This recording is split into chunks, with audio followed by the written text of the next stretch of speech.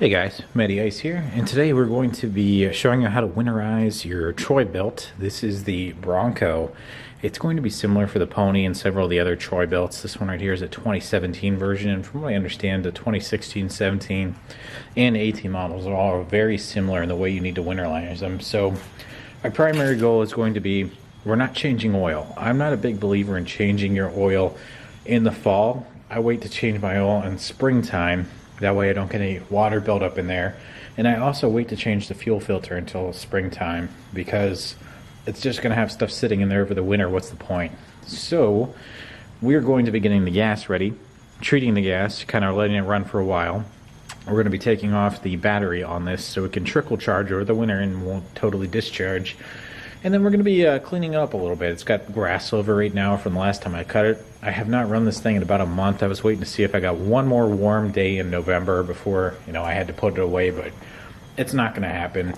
As you can see, before you want to start your winterization process, check your gas. As you can see, I don't have much in there. It's very low. So we're going to add some fresh gas. I do recommend going out and getting like brand new, just regular gasoline in there and then adding it to the mix. And I'll show you how I go about that. Alright guys, so the two products I use to winterize my gas, I'm going to be using Lucas, the ethanol guard. It's a fuel conditioner. I like this because the gas you're getting nowadays has a lot of ethanol in it. It's 15% sometimes, and that's not good for these type of engines. Yes, you can run it through it, but E15 is not what you're supposed to use, and most gasoline is E5 to E15 just blended together, so there's some of that in there. So I like to do this, especially if it's going to be sitting for a while. That's the big key here. I don't necessarily know you have to do this to the regular gas as you use it through the year, but it's going to be sitting for a while, so this is important. And then also, since this is going to be sitting for the winter, we're going to want to add some Stabil to this. Stabil is a great product, safe for all engines, and it'll keep stuff from getting gummed up, so we're able to start in the springtime. What we're going to do is add our Stabil first. Stabil, you only have to add, 1 ounce treats 2.5 gallons, so I'm not even going to add an ounce. I'm just going to add, as you can see right there, I've already put a tiny little bit in there. That's about 1/4 of an ounce. Let's squeeze a little bit more in there. And that'll be fine for the amount we're going to put in here. We're going to add about 1 gallon to this gas tank. Alright. So here's our Stabil, and all you do is just tilt, and it pours right in. It's a nice red color so you can see what's going in. And we'll be adding the Lucas, the fuel conditioner.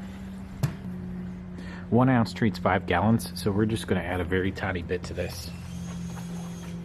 We're just going to get a quick splash in there. You just need a tiny, tiny little bit like that.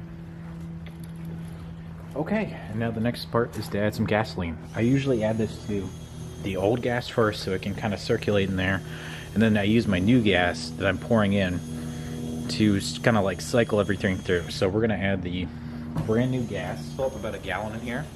If it would not be stuck on port. There we go. Ooh man, it's really frothy.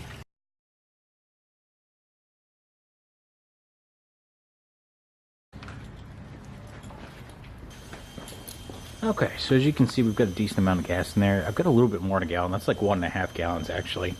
So I'm going to now close her up and I'm going to let our engine run. The reason I'm letting this run is because I haven't used this in about a month and it's got old gas in the line. So I want to cycle everything through. So we're going to start her up now.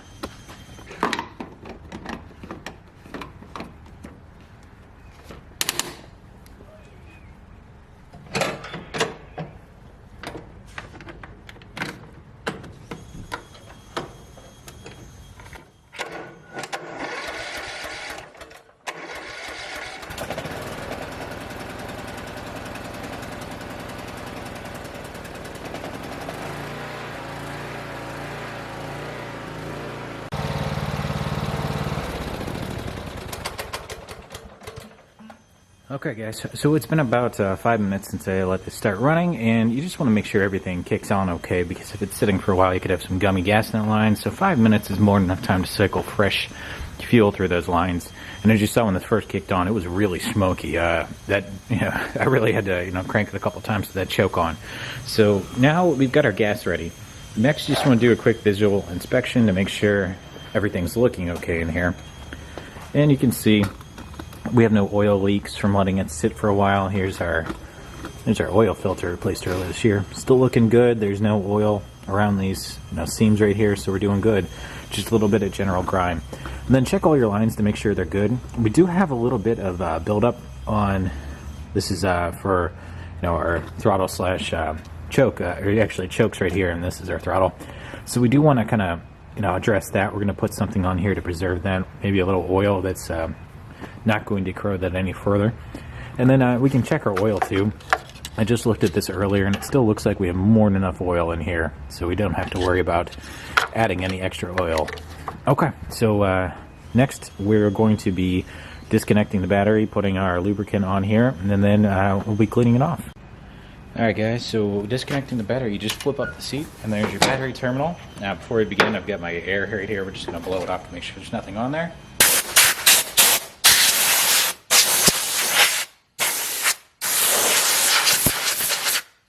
And you can pull back the little cover, and then put that cover back on. Okay, so when you're working on a battery, first thing you want to do is disconnect your negative first before working on the positive. You could shock yourself if you do it reverse. And then we've got a wrench right here. It's just a socket. This one right here is a standard, if it'll focus, 3/8. Just going to work this loose. All you do is slip a wrench on here, and then you just start loosening. As you can see, it comes loose very easily. And then from there, make sure your metal's not touching anything. Just slowly work that out by hand. And then what should happen is this should just fall away. Just go ahead and pull that out real quick without touching anything else. And we're going to put that aside. Now we can go to our positive side. This one, same process. We're just going to put this on here so we can break this free. Get our iron shined up and start loosening. And as you can see, it's coming loose pretty easily. Alright, same process. We're just going to loosen this up. And I like to make sure they're secured behind the springs right here so they can't accidentally come in contact. And then it's just a matter of kind of like working this little bar right here until it comes down, pops out. This little bar stays with the tractor. That's what holds your battery in place. From there, the battery lifts up and out. And just do a quick visual inspection to make sure there's no signs of leakage. I can see a little rubbing on here, but this is not leaked. This is a newer battery. Check the bottom real quick. Looks good to go. It's all clean. Okay, another thing to do with these wires, I'm going to try this year. Last year I did not do this. Wrap a little bit of electrical tape around here. I saw this online from a couple people. All you do is just put a quick little strip around there. The idea is that over the winter there could be moisture or something in the air, and that could cause contamination between metal type 1 and metal type 2, since these are two different types of metal. I believe these have a little bit of aluminum or nickel or something in them, and then there's copper in here as well. So we don't want any type of cross-contamination in there. So, like with the other ones, wrap the negative terminal first, then go after your positive. And you don't need much tape. These are pretty small. Just do a quick little line around there, and that'll also keep any corrosion from building up on that over the winter. So in the springtime, you're that much closer to being ready. No surprises. Okay, that's it for the battery, and then we're gonna go on to cleaning. There's really not much to say here. I mean, you can get out a hose if you want to and spray her down. I just like to take a little compressed air and start spraying off like the underside. And get off as much grass as you can, but you don't have to make it perfect. So I've got my little compressed air right here. We're just gonna start spraying.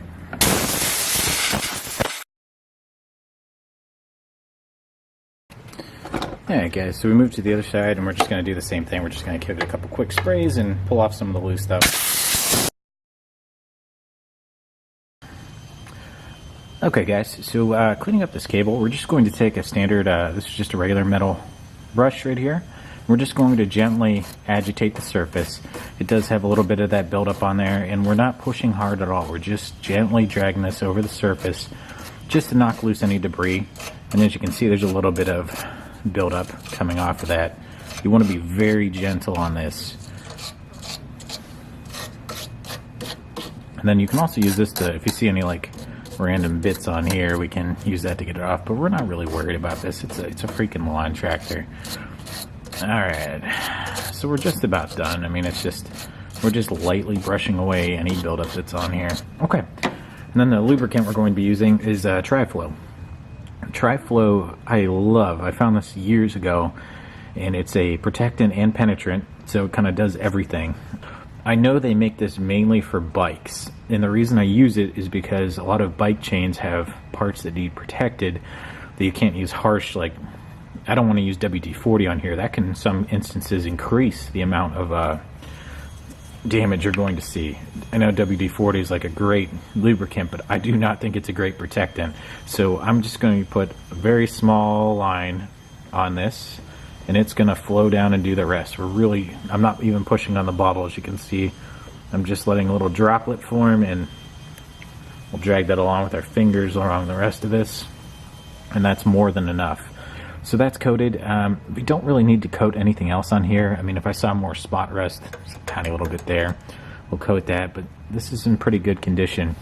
And if you're looking for other major components in here to service, this will be the fuel filter we change next year, and then our oil filter will get changed in the spring as well. Other than that, there's not a lot of maintenance on here. If we want to check, like, under here, this is going to be your air filter.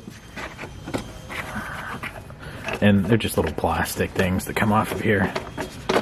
I haven't checked the air filter, actually. I should do that. Okay, they're just long bolts, that's all. You should check this periodically to make sure nothing's in there, because you can get a lot of grass and stuff.